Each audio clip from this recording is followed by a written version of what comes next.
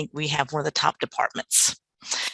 So we are really excited today. I've had the pleasure of working with Dean McMeekin a lot in learning more about inclusion, diversity, safety, engaging students, building relationships, and he's a fabulous resource for that. And I have learned a tremendous amount, even just in preparing for this presentation.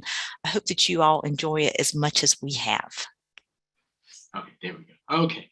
All right. So thank y'all. And so we want to jump into this. We want this to be engaging as much as possible. We're going to explain a couple of concepts, but we want to spend more time working on some things. Dr. Long is going to lead us through a lot of those things that we're going to be working on, but we're just going to explain some of the concepts. So after this, you'll also get a copy of this. So if you want to go back, we hope that you'll use this as a resource going forward. And so that's one of the things we would like to do. So Dr. Long. All right, so we're going to start first with just talking about what exactly do we mean by psychological safety. That may be a new term for you. It certainly was for me. I think it makes a lot of sense when we talk about what this is. And I think you're going to appreciate the relevance of that to your classroom. So Dean McMeekin is going to talk a little bit about why this matters, and he's going to provide us with some definitions of the different levels of psychological safety. As you probably already expect, you're going to see that they become a little more complex as we go through those different definitions, but achieving those different levels has greater and greater rewards for your classroom as you get a little further through those. I think that's really exciting and interesting, and I hope that you feel as challenged as I do to try to implement these. And then when we wrap this up, hopefully everybody will have had a chance to contribute in some way to this presentation. After that, we'll welcome your questions and your suggestions. Yes. And so before we move on, the one thing I forgot is that I put the link in the chat. That link will take you to this Jamboard. Oh, yeah. Because there are going to be some components that you're going to have to type in some answers and help share with each other. And so that's the kind of engagement we're looking for. It was on the front slide, but I'll add it to the chat one more time just so y'all can have it. And then hopefully you can get in there. So you may have to focus on that screen and just hear our voice in the background with the Zoom. But then that way you're able to see the screen, and as people are populating it, you can see it in real time. And then hopefully you'll be able to add your input as well, okay? So let's jump into why this matters. There's a couple of questions here when we start thinking about psychological safety. And so when we look at psychological safety, ask yourself these questions. Have you ever been in a class that was dominated by fear? Like, was there ever a class that you took that maybe you didn't feel like, ooh, I don't know anything, or, I don't know anybody here. So, you're sitting in the background. How did you respond? How did other people respond to that? Right. And so I think at some point in your life, if you were lucky enough to never have experienced that, then great. But I think most folks have experienced that at some point or another, whether that was a class because of the subject matter or just where you were going to school and thinking about those things. The one thing we want you to understand is that all humans we all have this need that we all long to belong. And so we all want to be a part of something. And whether that's a group or a purpose, a mission, things of that nature, we all have that longingness to want to do that. And so that's where a lot of this comes from with the psychological safety. The way a lot of this was discovered was Google did what's called Project Aristotle, and they were trying to study like why some of their teams were outperforming others. And so after they studied 180 of their teams, they came down to one thing. It wasn't which team members made the most money. It wasn't which teams had the highest educational credentials or had the most experience. The one thing that it came down to was psychological safety for those teams that were performing the highest. And so what they discovered from that was like, we need to replicate more of this and create more of this so we can get the most out of our folks. And that way we can thrive. When it's high, people tend to take more ownership of what's going on. People are more likely to take chances. They're more likely to try to problem solve and be innovative. When it's low, people shut down. So if you've ever been in a situation where you didn't feel like you could contribute, you could share what you know, connect with others, then you tend to focus more on pain avoidance and self-preservation. This same stuff happens in the classroom. And so this is, they're talking about organizations, but this stuff happens everywhere. And that's the one thing that really attracted us to this material, was thinking about, like, it's applicable to a lot of different things. And so when we think about that, how do we fix this for our students? How do we create the environments that are needed to get the most out of our students? And it really all comes down to relationships. And you'll hear us reiterate that a number of times through this. But that's just something to think, well, why this all matters. Oops. There we go. Okay. All right. So what are the 4 needs? So to achieve the highest level of psychological safety, the first one is that all students want to be included. Okay. And so as faculty, you have the power to help that along. It doesn't mean that every single instance is going to happen, but we still need to try and create the best environment we can with them, right? So how do we see our students, and how do we really see our students? So we all judge, and we'll talk about that in a little bit, but for the most part, how do you really see your students? And basically how you see them is how you're going to treat them, and how you treat them is going to really correlate with how they perform. All students want to learn. So, how do we ensure that we create the environment for them to learn and want to be there with us? Like, what is it about us that they want to learn? And why do they want to even learn from us, right? Why did they choose Central Carolina? Why did they come here? And so there's something there, and there's this need, this want to, want to do something. So we need to figure that out, and then help them figure that out sometimes as well. All students want to contribute. So, nobody just wants to go somewhere and then just do stuff. They want to be able to feel like they're doing something towards something. And so how do we do that in the classroom? How do we allow students to contribute what they're learning? Because the first one is we want them to feel included. The second one is we want them to learn. The third one is how do we make them feel like what they've learned, they can then share with others. And then the fourth need for psychological safety is, do we give them the space, or do we create the environment for them to challenge us and challenge what they're learning? Is there something that maybe there's a different way for them to learn? Okay. And so I know sometimes people teach different content and different subjects where they say, especially some of our STEM folks, and I'm not picking on them, but just saying for, just as an example, some of them are like, well, no, 1 + 1 is 2. Okay. And that's never going to change. Right. Yeah. And you're absolutely right. But maybe it's the way that you teach that. Maybe it's your approach in teaching that, and how you address how, like, somebody, and really learning where they're coming from, and then helping them understand it, right? So 1 + 1 can always equal 2, but maybe it's the way I convey that information is what I need to work on. And how do I allow somebody to challenge that and feel like they're at a place where they can do that? So those are just some of the needs for psychological safety. And so now we can move on to what those actually things are. So when we think about inclusion safety, again, we all want to be felt like we should be there, not because of what we represent, but because of who we are. And some of this stuff is going to apply to a lot of different things in your life, right? Like even where you work and things of that nature, right? So again, do you feel included? Do you feel like you should be there? Do you feel like people want you to bring you in? And so that's what we have to think about. And so how do we do that for our students? Like, what are the things that we can do to make them feel like they should be here with us, and we want them here? Okay. So it's just something to think about. And so a couple of different points we want to bring up is, if you look at this little graphic on the left, this image is, children will play with everyone until someone tells them not to. So where do we learn to start excluding? Where do we learn that, I should do this with this person and do this with this other person? I shouldn't do anything with these type of people, things like that. So we have to really think about that. Think about, where that stems from. A lot of us, and some of us are guilty too. You see Benjamin Franklin over here on the right, that represents money. Some of us judge people and determine if we want to include them based on what we think they're worth and not their worthiness. And so again, when we have students coming into class that look a certain way, dress a certain way, how are we addressing that? And it's not easy. That's not something that some people are taught to do this and they still don't do it right. But again, it's something that we have to consciously really work at. And so if we want to create a space for students to, come in and feel, how do we work on our own biases and our own prejudices to make sure that we limit it? Because you're never going to get rid of them, right? Because if you're human, you have bias and you have prejudice and stuff. But how do you limit that? And then how do you counteract those thoughts to really help students feel like they belong there? And so again, that's something that's a choice that has to be made, because diversity is a fact and inclusion is a choice, right? So diversity, we're all going to be different in some capacity, in some ways. We all have different lived experiences.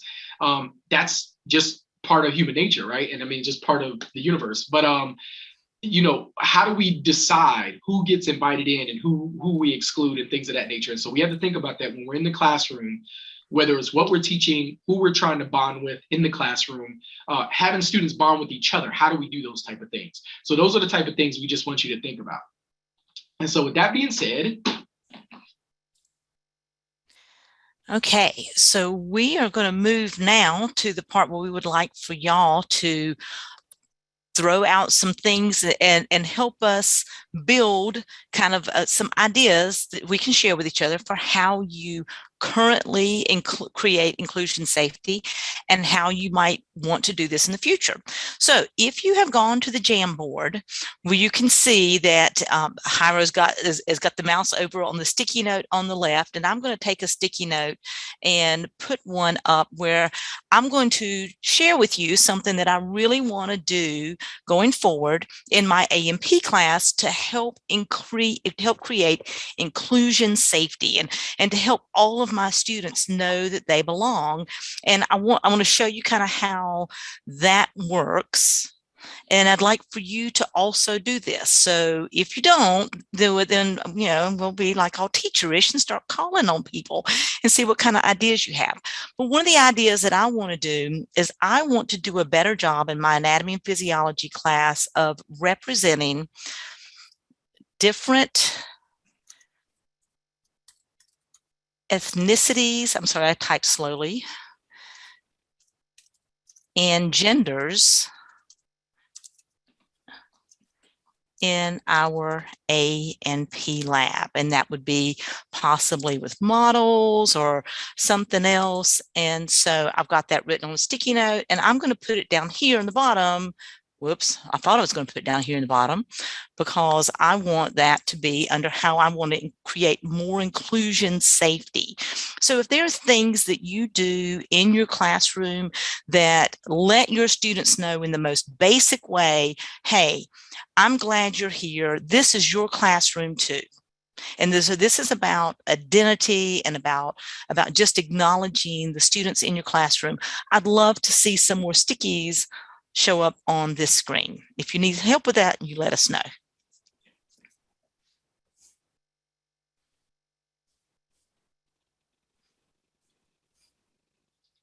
So yeah, thanks for sharing that, Mary. Let me see if we can get that in a sticky though.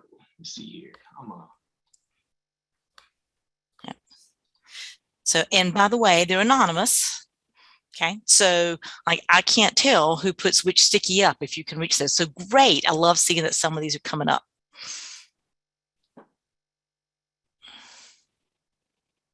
So Mary, are you in the Jamboard? Are you inside the Jamboard? So Mary, you may need to go to that chat link and see. Okay. And so on the left-hand side, there's a little thing that says sticky note, or if you hit Control-Shift-P, it'll pop up and it allows you to type any answer, and it's totally anonymous. And then you just type it, hit save, and then it'll pop up here.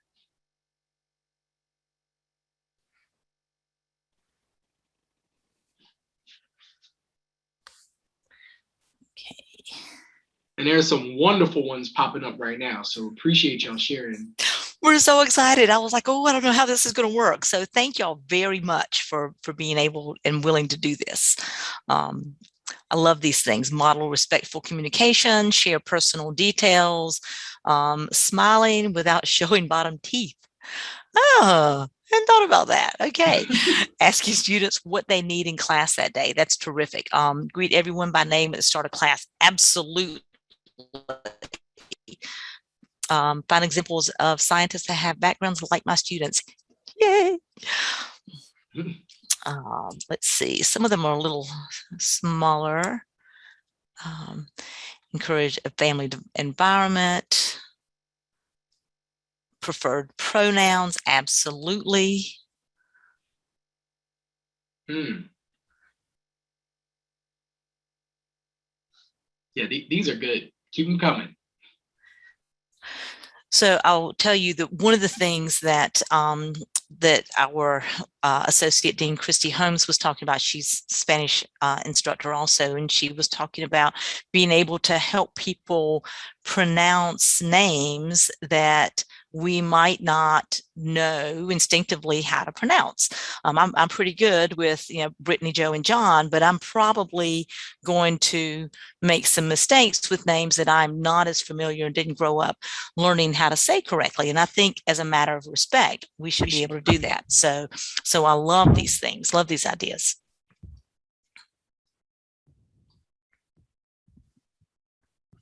Okay. I never thought about Googling name pronunciations, but that's a smart one too. That's really smart.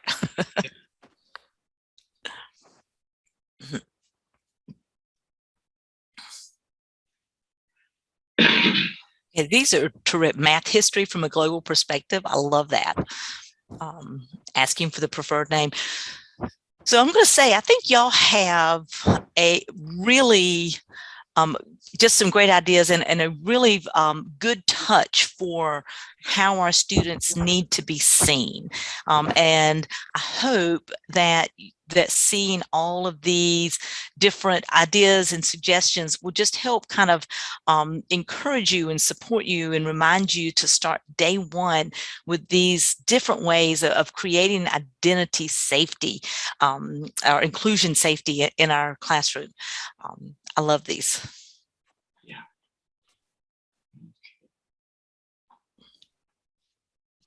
And so, Dr. Long, how much more time you want to give? Well, I think if there's anybody in chat who still is, or anybody in the Zoom who still wants to add some things, maybe give another 30 seconds and then that's it.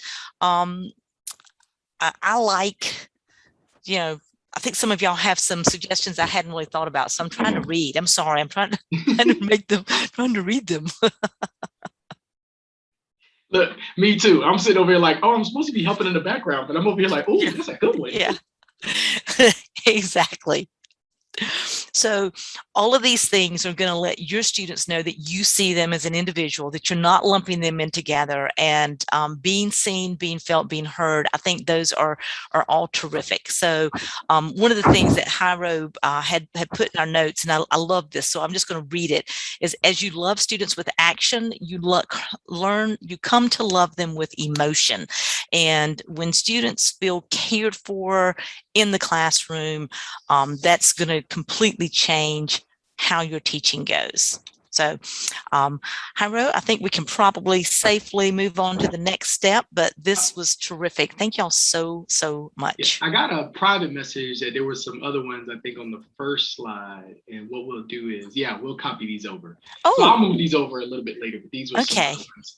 So I appreciate you again for doing an amazing job of really, sharing with your colleagues, because that peer-to-peer learning, it can't be touched. So appreciate y'all doing that. I'm going back to that first one too. Sorry. All right. So now let's talk about learner safety. Okay. So if I were to ask you to walk into the average classroom that was struggling and put you in charge of the class, what would you expect of the students? Right. And so people would have different answers. But the one answer we're sort of looking for is hope.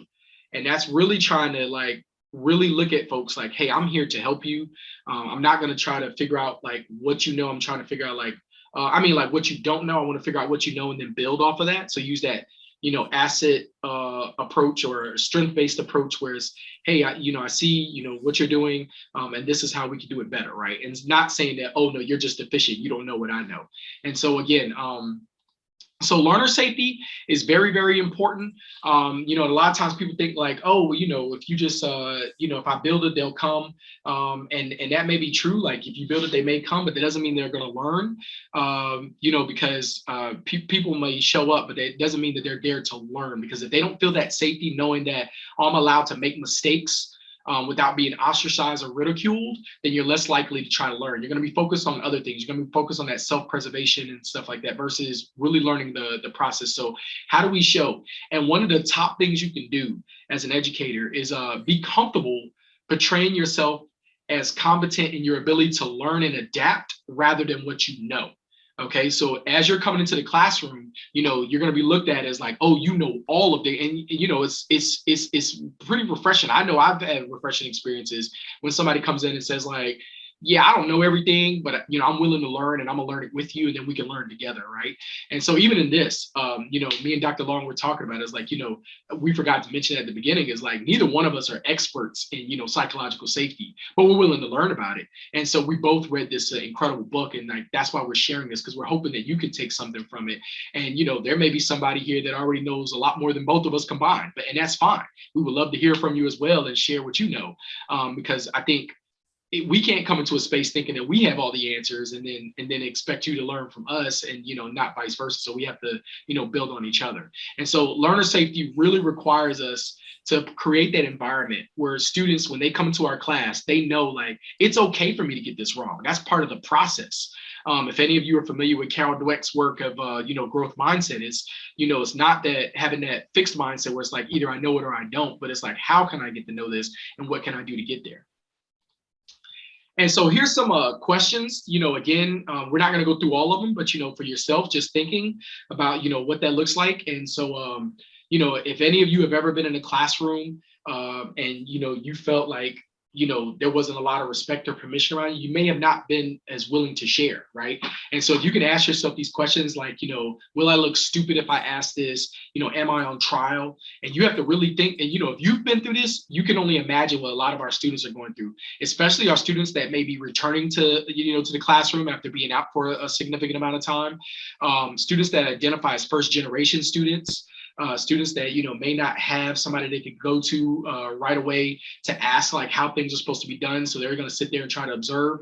And if you don't have learning safety, that environment available, it's going to be a lot harder for them to learn. But if you can establish that up front, and some of you it is difficult, because you only have so much time, but it's also more difficult if we don't do it right. And we'll talk more about that in contributor safety. But for this, think about if students, can you say that your students don't feel any of these things? And so we have to really think about it. If you look at that last question, it says, how many students do you know who flourish academically while they suffer emotionally? We're talking about suffer emotionally where they're not sure they can learn or put their full selves out there without possibly being ridiculed for not knowing something, right? So again, how do we create that for those folks?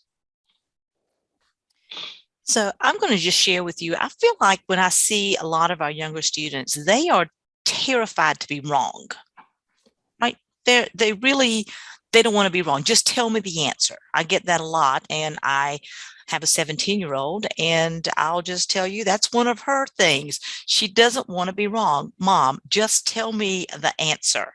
No, we're not working that way.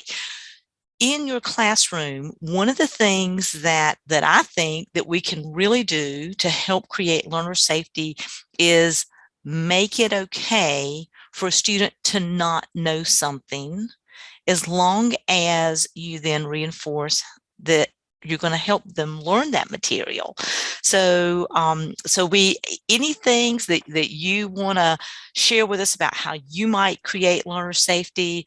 One of my favorites, I think, is that you want to be able to give your students low stakes assessments.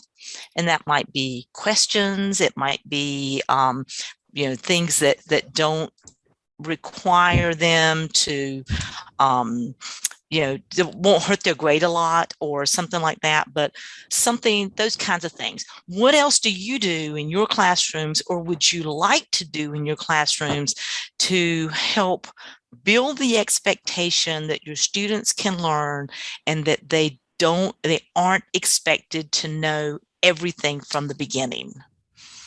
I don't know who said, I share a story about how I didn't do well in a course in college. I always start with that my first day. I tell my students about how I failed thermodynamics and ceased to be an engineering major at that point.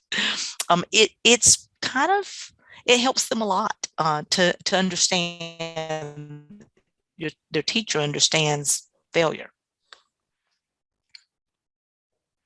A draft as a group on the board. So work together in group work. I think that's terrific. I really like that about learning outcomes. That's great. You see, I'm going to be going back to this. Yeah. That's amazing. That caught my attention too. I was like, I never thought about it like that, but it makes perfect sense. In case you can't tell, we're getting a little bit excited about the fact that y'all are really excited about this, which is another type of learner safety. Learner safety. It is the person who said, show that you're curious and always learning. That's definitely something students like to see that. I think it does help a lot. Personal story, failure is sometimes the goal.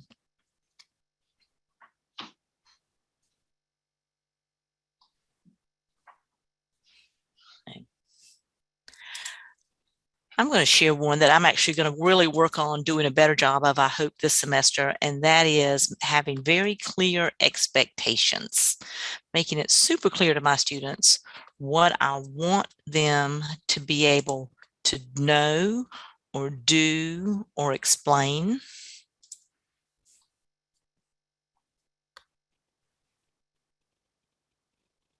Being real with them when you're wrong. And if I can add two things, just to, as we CLOs talk and about expectations. Go ahead. Yeah, if we could talk, just two things just to think about. If any of you have ever had somebody, a teacher or an instructor, that had more confidence in your ability than you did, and how did that influence your motivation and effort? And so, one of my favorite quotes of all time is, be the person that you needed when you were younger. And so, when you've had that experience, when you've had somebody that believed in you, whether that was an instructor, a coach, a guardian, a parent, grandparent, whoever that is, a family member, friend, you tend to do a little bit more, and so there's another thing that says that, people learn more from people that they love than people that they don't. And so when you can feel that, not necessarily somebody telling you they love you, but it's followed through with action, I think that just really, really, really creates that learner safety for those students to excel.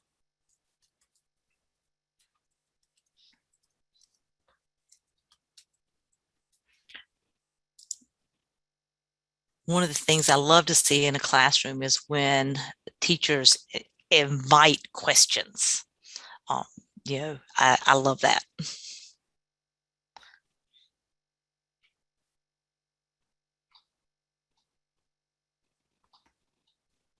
So we're getting a lot for these. We really appreciate y'all participating and getting these stuff in.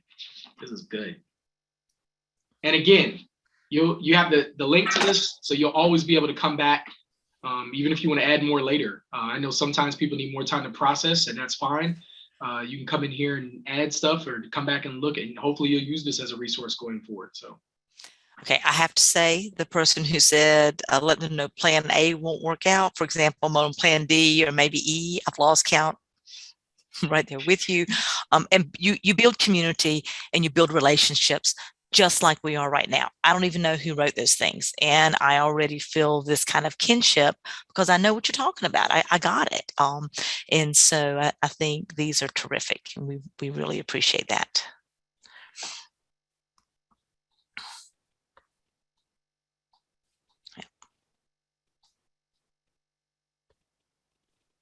Terrific. Yes. Okay.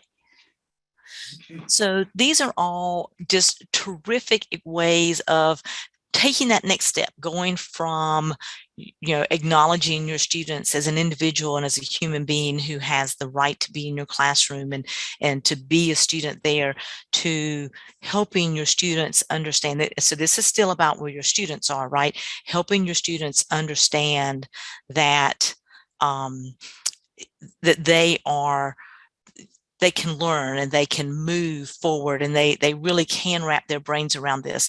One of my most favorite times in a classroom, I had a student who had not done well at all in high school, and she had bartended for a while and she wanted to do dental hygiene. She came into my anatomy class and she took her first exam and she left in tears.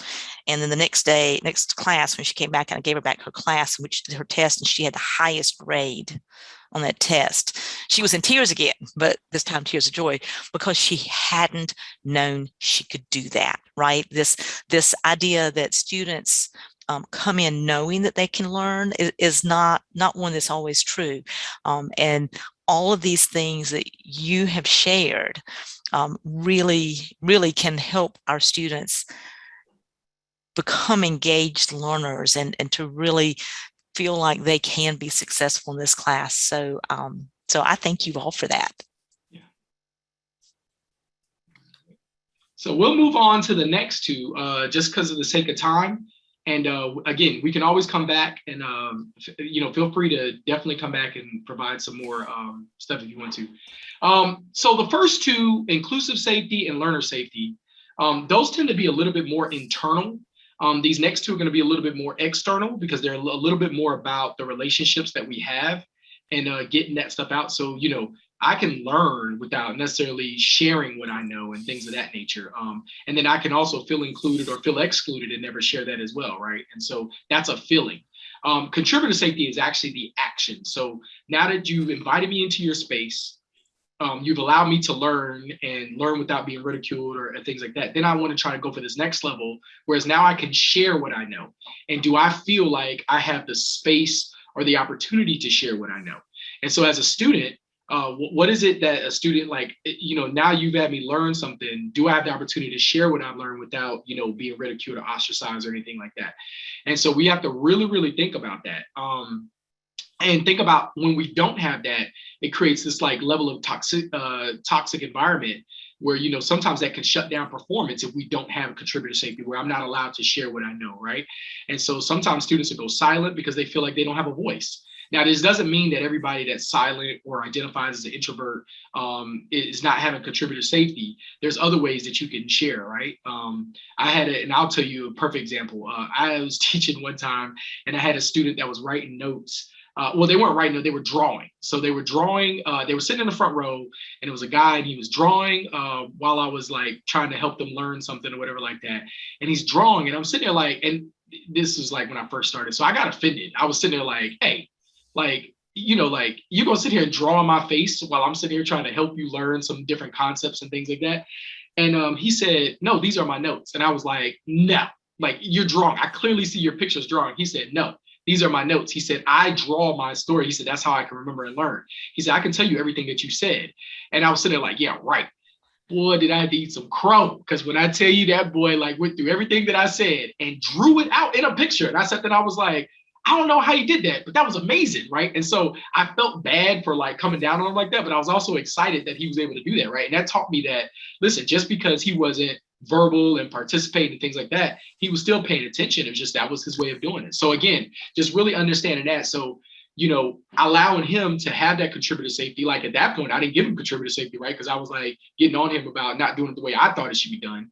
But now I know better. It's like if somebody's, active or participant may not look the way I'm used to, but as long as they're, participating and can, show that they're learning, I think that's what matters most. So again, when we're thinking about contributor safety, and again, that was just an example. Some of the things we need to really think about, because we may be teaching and stuff like, and these are some things that people may not be aware of, is sometimes our facial expressions, okay? Sometimes that may send the wrong message to students. And so we want to try to be more cognizant of that if we can, as much as possible, whether that's in person or on a screen. Sometimes, things in our background may send a different message to students. So again, just thinking about that. So, you want to try to pay attention to how we engage with others. And so then that way others can feel safe in wanting to share with us. And then the thing about that is that, different cultures respond differently, right? There are some cultures where, it's considered negative to make eye contact with somebody. There's other cultures where it's not a positive attribute to, argue with your professor or anything. Like whatever they say, that's what you're supposed to accept and just go on. And so again, how do we create that space where then they want to share? And it's like I'm sharing something. It may not be right, but I'm willing to share because you created a space for me to do that. And so those are the type of things we want to think about in the classroom, okay? And what you really want to think about as well is why would somebody want to learn from you? Okay, so if you can answer that question for yourself, hopefully that's something because you're passionate about the subject and you're passionate about wanting them to learn. And it's not enough to just be passionate about the subject. You got to be you got to have their best interest at heart. And that's the one thing you have to have in common with them is their best interest. And if you can show that, you'll get them to a place where they're going to want to participate more and share and contribute more. And so when we're thinking about that, we'll move on to this. So I want to start this just by saying that this is a challenge. This can be really hard for your students to get to a level of contributor safety. They're not likely to get there the first class, especially if they don't know you or something like that. But this is something we want to help them grow towards. You may have a few students who were there pretty quickly, but you may not. So this is a stage of performance where the students are invested, right? They're invested and they're taking control of their learning experience. So the things that you can do to help increase contributor safety are going to be things that will help your students take control of that, knowing that they have your support. So these set of ideas may be a little harder to come up with, but this is one of the things that I think is really terrific when students will form or lead study groups, right? They're taking charge and taking responsibility for their own learning. So that's one kind of contributor safety. What are some other ways that you can help your students take charge of their education, that they can invest in that class and they can really start to learn the things you want them to do?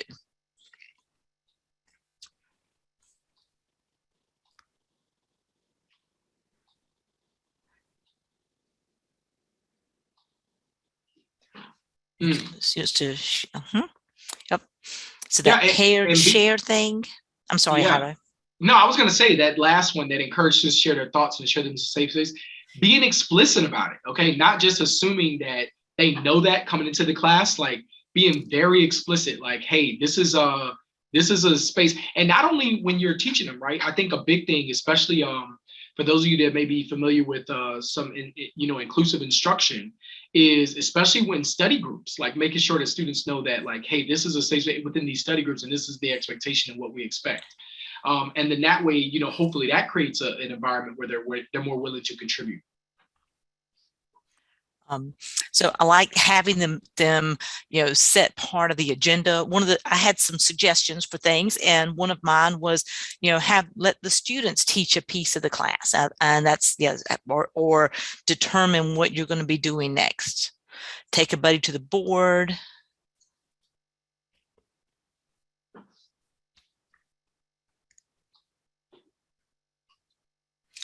Even something, it sounds kind of simple. Let them choose the topic. Absolutely. Let them figure out what it is they want to learn. I think those are terrific ideas.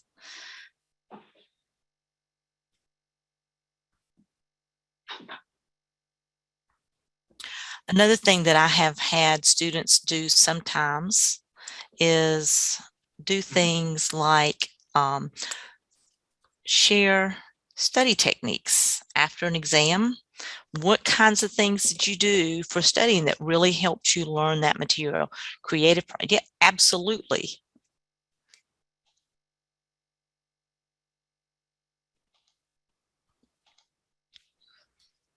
So this one's a little harder, isn't it?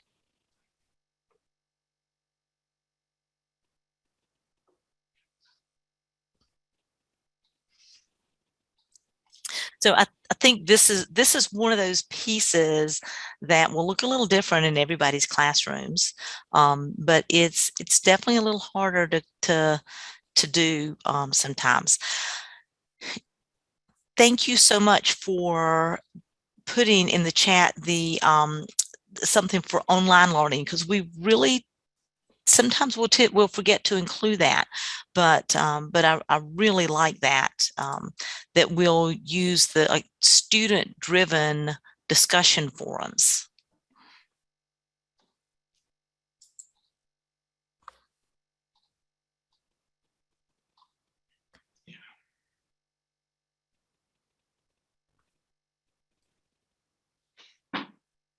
Okay.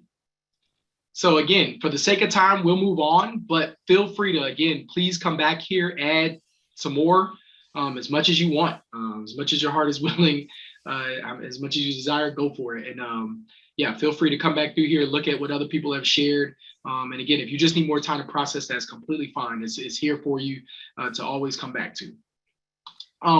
We'll move on to the final one, which is challenger safety. And so this is the highest level. And according to the author, he says the hardest level to get to for folks to get to. So, inclusive safety is, it's a lot easier to get people to feel like they belong there. It's a lot easier to get people, it's a little bit harder to get people to feel like they can learn and make mistakes and it's okay, to help them understand that. And again, that, takes rapport and relationship and sometimes just the time.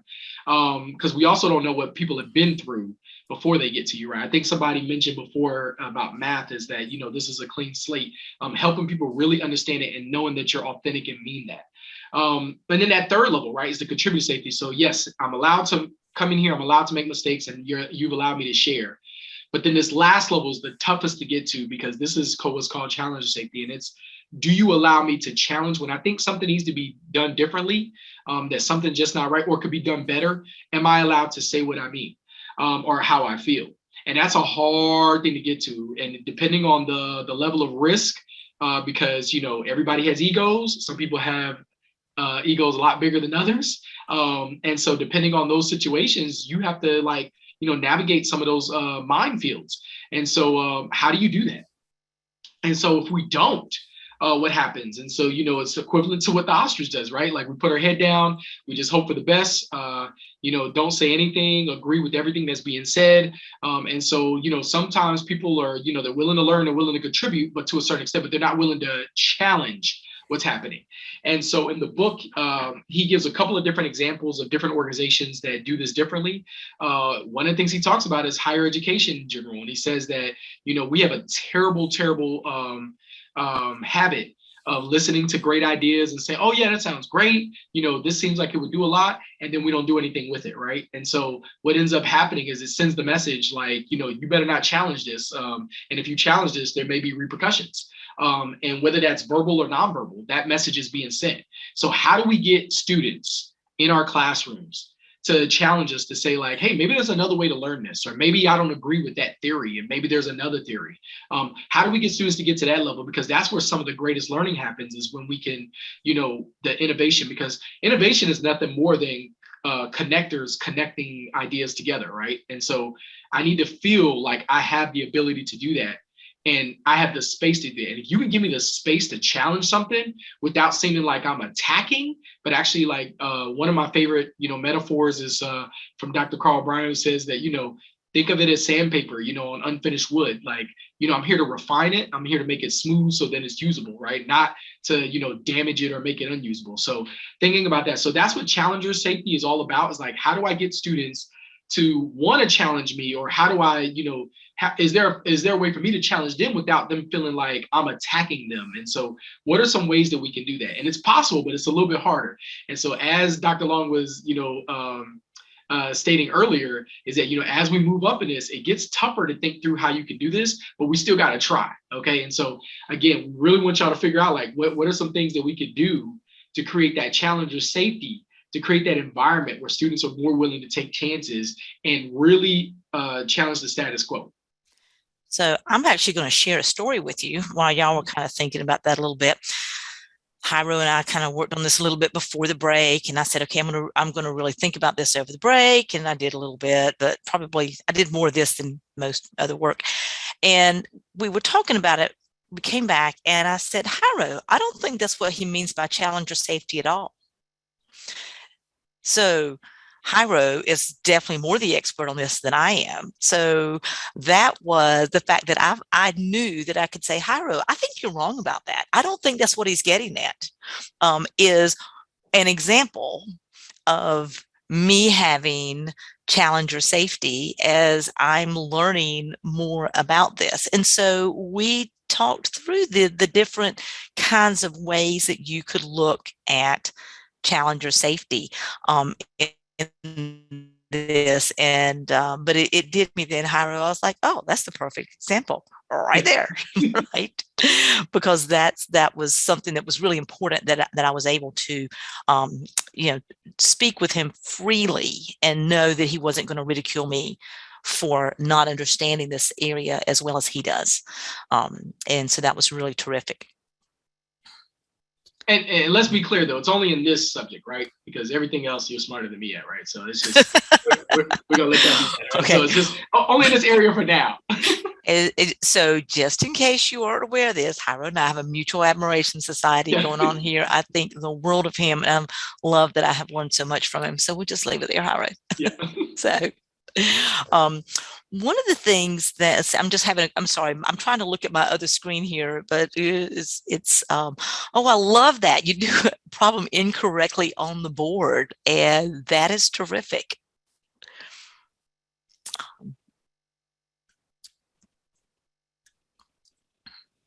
So the person who put on their sticky note, you welcome feedback from students on how you can improve the class. One of the things that's really hard to do is ask for feedback a few weeks into the class. Ask them at the end of the first exam, okay, we did well with this, we struggled with that. How can we change this class to help you learn better, right? And do the things, take those suggestions. Those are ways that you can create challenge or safety.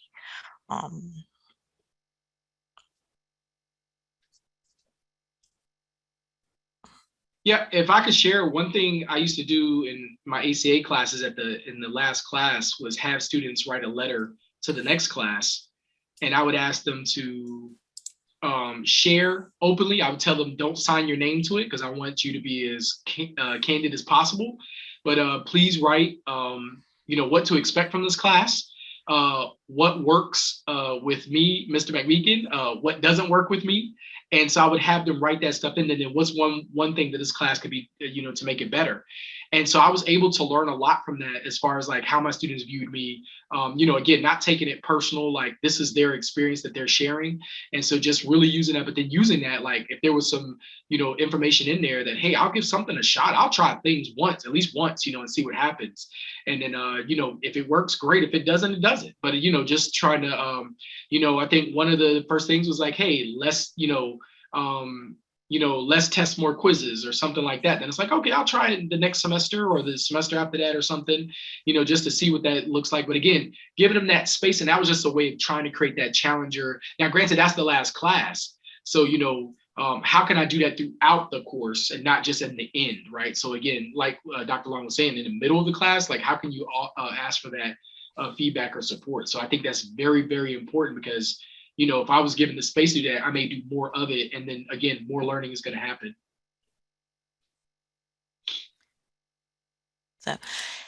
So it gets more difficult as we kind of go through these. These are absolutely some terrific examples. What I hope you've been able to see as the common thread through this is every piece of this, from the inclusion safety, learner safety, contributor safety, and challenger safety. Every piece of this requires you to be in the process of building and improving the relationship that you have with your students. Engaging in these things, you can't do all of them, right? You can't do all the suggestions that we posted and people posted. There've been some wonderful ones. I don't know how I'm going to pick and choose, but using these will show your students that you care, that you really are invested in their learning, and hopefully they will also be able to use these to change how they learn, to become a better learner, and to really get invested in not just your class, but the rest of them too. So I love these ideas that y'all have. These are terrific. And I love that they really do all focus on student relationships. It's terrific. And so we'll move into the summary just because of the sake of time. Again, so psychological safety is, when you feel included, you feel safe to learn, safe to contribute or give, and then safe to challenge the status quo, right? And so when you can get those things, you're going to reach your highest levels of innovation. You're going to reach your highest levels of commitment to learning and whatever that subject that you're teaching, that content. You're going to get more. And if you think about your own learning experience, your best classes, you probably had some of these things, and that's why they're your best classes, right? It probably explains why some of you picked the subject matter that you chose to teach, right? It's because at some point you had some level of this. Otherwise, you probably wouldn't have chose that unless it was just that strong of a need for you to like be in there. But again, if you can do all this without feeling ostracized, without, without fear of being marginalized in any way, you'll get more out of it. Again, we all long to belong. We all want to be part of something, great. And so that's what we focus on. And last but not least, the last thing we want to share is why this is, again, so important is Harvard does this study on wellness. And the one thing that they found out that people that live the longest, they have, and then actually are the healthiest and actually live the longest and are happier. So, it's one thing to live a long time and then you're miserable. That's maybe not the best thing, but the fact that you're living long and then you're happy about it. The one thing that they found out is that those folks had the best relationships. It didn't matter how much money they had, how much education they had, anything like that. It came down to they had the best relationships. So how do we create those relationships with our students? Whether we see them for one semester or, maybe we teach them 2 semesters. In that moment, like, how do we teach them that, hey, I care about you. I care about your well-being. I care about, your success. I care about your future. And not only you, but care about you and the influence you have on the people around you as well. So how do we do that? And so again, creating a psychological safety gives us the opportunities to do that. And so that's why we really want to focus on these things. And again, you're not going to do all of it. But again, like Dr. Long said, pick 1 or 2 and see how you can maybe incorporate that, give it a shot. If it works, great. If it doesn't, then try something else. But again, we want you to have the ability to want to do those type of things. And so those relationships are just so important to get people through. And so last but not least, okay, somebody has a thing there, but we'll move that one over as well. But yes, so we would love if anybody has any burning questions, anything they would like to share, any suggestions, please do so. Feel free to unmute yourself and do that. I think we have about 5 minutes left to do that. This is our contact information. So if you want to continue the conversation, if you saw something or heard something that you like, feel free to email us. We're both on campus. We're both in the same building, Marching Hall. So I have a little bit more freedom than Dr. Long. So if you really want to talk, feel free. Let's schedule something. Dr. Long is a little bit busier than I am because of her position. But if you want to talk about this kind of stuff, I'm always open to it. Love talking about these things and how we can make things better for our students, not only for our students, but for ourselves as well, right? Because yes, it's important to create, these levels of safety, psychological safety for our students, but it's also probably even more critical and more important to create that for each other, right? So again, how do we do this for each other as well? How do I make somebody feel included? How do I make a colleague feel like they can ask me questions without being ridiculed? How can I help a colleague feel like they can contribute something, to what we're both doing and things of that nature? And how can I help them, feel like they can challenge this without, feeling like they're gonna, jeopardize their position? So again, just thinking about that. And again, if we can do this and do it all the time as much as possible, whether that's at home or at work, we'll be in a lot better place. So I'll stop there. Dr. Long, if you want to say anything else, but any questions, we're open to listen. I just want to say thank you, and I'd love any questions or comments or suggestions, because your contributor safety and challenger safety should be high now.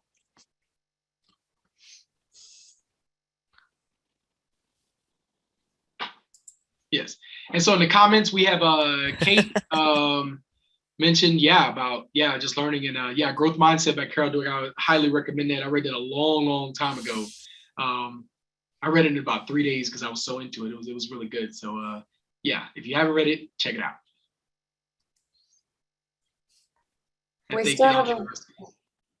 Sorry, Howard.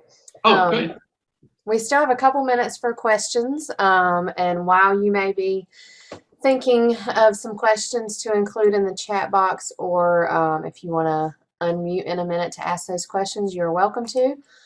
But I'm going to share those 2 links again that I shared at the beginning of the evening. One is the agenda, which will show you the 3 different options of breakout sessions that we will close with tonight. Each of those sessions has a collaborate link beside them that you will use to join the session. So we've got one on course development, which is the Begin with the End in Mind, designing your course using the principles of quality matters. We've got one on using Aviso to improve student performance and outreach. And the last one is Blackboard and Collaborate tips and tricks. So those are the 3 breakout sessions that will run from 7:15 to 8 p.m. tonight. So let me put that back in the chat box again. So that first link is the link to the agenda.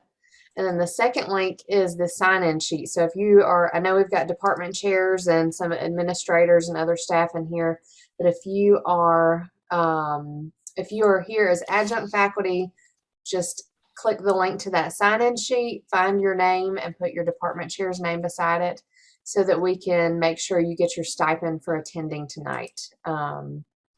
And also, I believe Dean McMeekin said that we can access this Jamboard from tonight, so I will include a link to that in our follow-up email this evening with the survey, so you'll have access to that. I always love these types of sessions where we can learn from each other, and this was really wonderful. I learned a lot, and I appreciate you, Dean McMeekin and Dr. Long, for sharing this presentation with us tonight.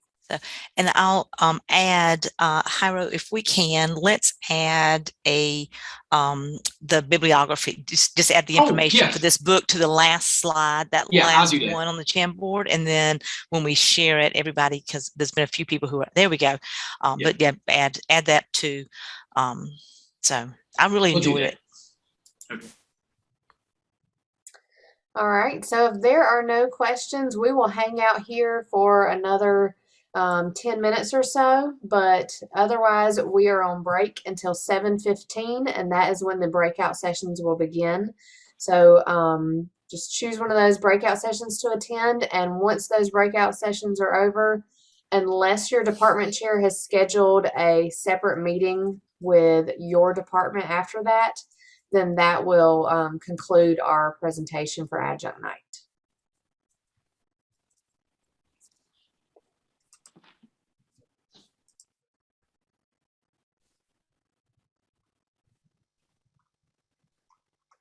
So if anybody has any trouble accessing the agenda or the sign-in sheet or any of the breakout sessions, just let me know. We'll be here to help.